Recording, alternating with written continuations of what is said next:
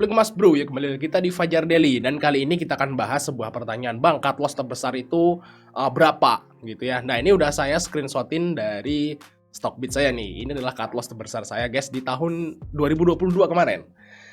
Kita lihat Mas Bro ya, ini adalah cut loss terbesar saya, yaitu senilai segini, 159. Ini di satu saham. Itu saya akan ngasih share info apa kesalahan yang udah saya lakukan. Ya namanya di saham itu kan kita itu harus belajar ya. Harus belajar. Dan setiap kita cut loss, kita harus evaluasi kesalahannya apa, gitu ya, kesalahannya apa. Dan tentu aja di masa yang akan datang kita jangan ngulangi lagi, kan gitu kan. Nah, ini saya akan ngasih share info kesalahan saya ini guys ya. Kenapa saya bisa loss segede ini? Yaitu karena all in. Makanya saya bilang setelah tahun 2022 itu saya bilang jangan all in gitu kan kalau saya ngasih video di YouTube. Karena ini pengalaman saya sendiri juga. Jadi saya loss sebenarnya waktu itu di awal tahun 2022. Ini kan 1 tahun guys. Tahun lalu lah 2022 itu saya loss. Lossnya sebenarnya nggak banyak, nggak sebanyak ini gitu maksudnya ya, nggak banyak. Jadi masih bisa saya tahan lah seperti itu. Loss nggak masalah. Tapi karena sifat manusia, sifat saya gitu ya, mungkin nggak semua manusia ya, sifat saya gitu ya, yang pengen ngembaliin cepet. Jadi saya kan habis cut loss terus, wah saya harus pengen balik duitnya ini cepet lossnya. Nah langsung saya itu screening abal-abal lah, screening dadakan lah.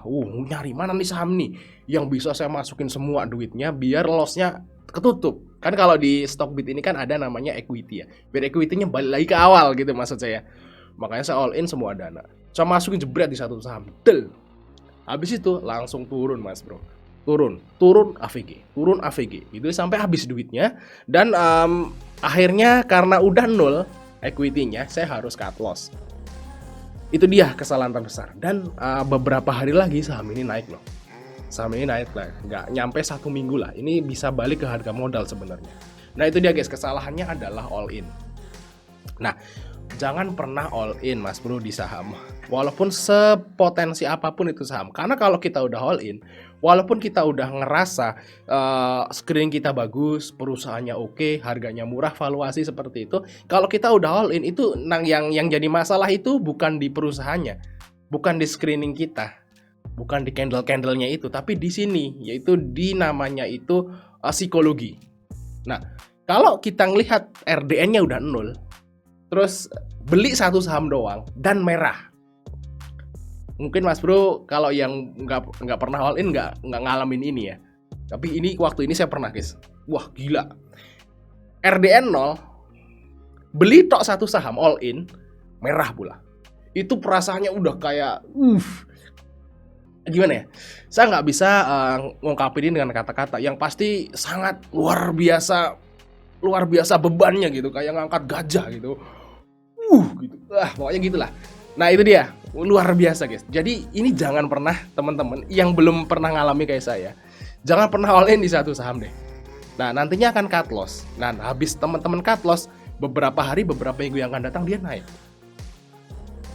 Itu gitulah guys Mas Bro. Itulah namanya psikologi itu sangat penting di saham. Jadi alangkah baiknya bagi teman-teman biar enggak ngalamin kayak saya ini, itu kalau beli saham itu pakai dan dibagi aja ya. Jangan pernah all in 1, 2, 3 tuh jangan. Mending beli banyak 10, 15, 20 nggak masalah. Yang penting perusahaan ini bagus, fundamentalnya blue chip gitu misalnya, menarik untuk di hold dalam jangka panjang. Tetap dibagi, jangan dijomplangin juga. Misalnya Mas Bro beli 5 saham ya, terus yang satunya cuman 3% gitu ya. Terus yang ini 90%, yang ini 80% satu. Jangan, imbang aja.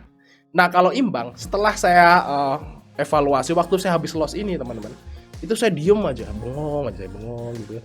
Apa sih kesalahannya gitu kan, apa sih harus saya lakukan setelahnya. Dan habis itu saya coba untuk istilahnya itu memecah sahamnya. Makanya kalau sekarang di STS itu kan saham yang kita beli jadi agak banyak seperti itu ya di rekomnya. Nah itu biar istilahnya itu kita bisa saling nutup dan hasilnya itu lumayan guys. Bisa cuan konsisten walaupun enggak banyak juga. Kalau all in kan, kalau misalnya all in nih, terus saya sahamnya naik habis all in, itu cuannya langsung segini kan. kalau cuan langsung banyak gitu ya cuannya. Terus kalau apa namanya turun ya langsung cut loss begini. Jadi istilahnya tetap saham itu pelan-pelan guys. Nggak bisa kita habis loss terus pengen balikin lossnya dengan cepat gitu ya. Dengan cara all in itu malah loss lagi. Jadi pelan-pelan aja. Santai-santai. Kalau misalnya habis loss, Mas Bro berhenti dulu. Terus berpikir jernih dulu lah. Bahasanya seperti itu. Nah ini yang nggak saya lakukan kemarin. Habis loss saya langsung HK lagi gitu ya. Dengan jumlah yang lebih besar malah hancur lagi. Jadi berpikir jernih dulu.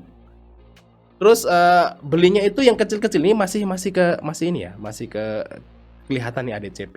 Nah kayak gini guys, cuannya tuh dikit-dikit dia 148, terus 1000 gitu, ada 200.000, 300.000, udah nggak apa-apa, sehari seperti itu aja. Balik sampai setahun nggak masalah teman-teman. Dan saya pelajari seperti itu. Balik sampai setahun tuh nggak masalah. Jadi kalau misalnya Mas Bro habis loss itu jangan langsung pengen balikin lossnya itu dengan instan.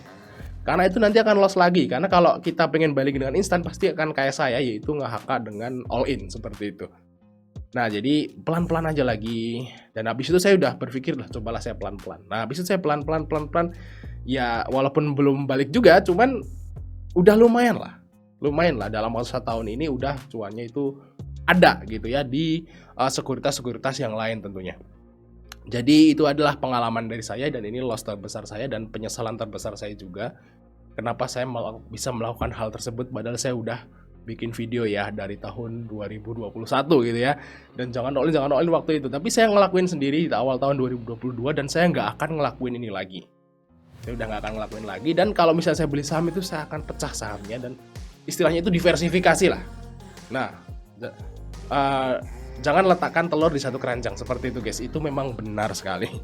Jadi saya akan diversifikasi. Jadi kalau pas waktu saya diversifikasi selama ini setahun ke belakang setelah cut loss ini saya lakukan, itu cuannya lumayan. Dan kalau ada satu yang turun, Mas Bro, kalau yang diversifikasi itu kalau ada satu yang turun, yang satu pasti ada naik. Nah yang naik itu bisa dijual dulu buat efek down dan yang minus ini bisa cuan. Seperti itu guys ya. Tapi kalau all in itu nggak akan bisa dilakukan.